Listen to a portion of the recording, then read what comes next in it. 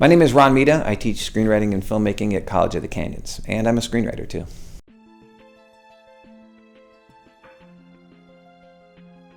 So I have 4 movies that have been produced. SWAT, Sniper 2, which is a sequel to the Sniper series. Robots, which I guess you could consider as a science fiction movie. And then 24 Hours to Live with Ethan Hawke. So science fiction is fascinating because it really is a study of what's happening in the world today.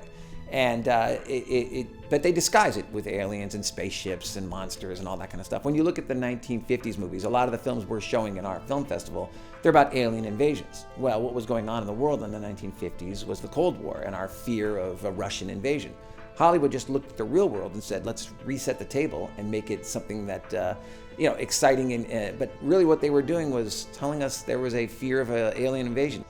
So the Sci-Fi Film Festival is going to be a collection of 7 science fiction films, classic science fiction films from the classic era of science fiction filmmaking, which actually predates the modern CGI era that we live in now. They are the ones that I feel as a filmmaker or potential screenwriter that you need to know about, you need to study and understand if you plan on becoming anyone who's going to work in the science fiction era. I'm a big fan of science fiction films. As a kid, I used to watch what was called Monster Movie Matinee on Saturdays, and they'd show these great old science fiction films.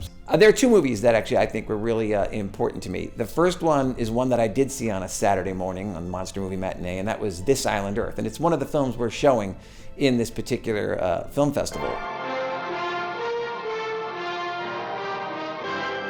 Amazing special effects for 1955, and it featured this amazing movie monster.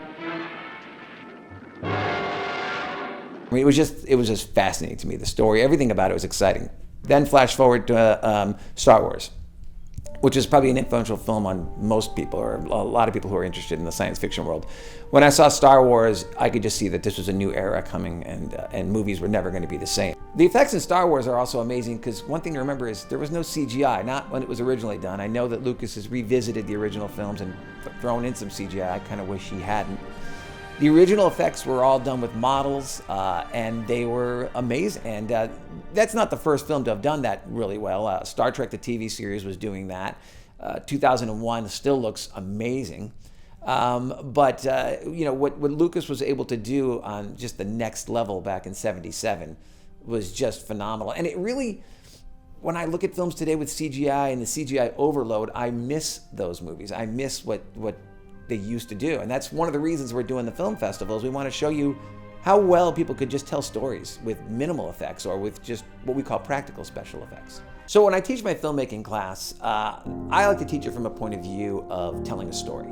And I don't usually even care what you use to tell the story. So if someone says to me, I want to make a science fiction film, one of my first fears is they're going to come back to me with a lot of, they've got some really great editing programs and they're going to use After Effects and they're going to do some stuff. And I'm like, don't get so ground down in the effects.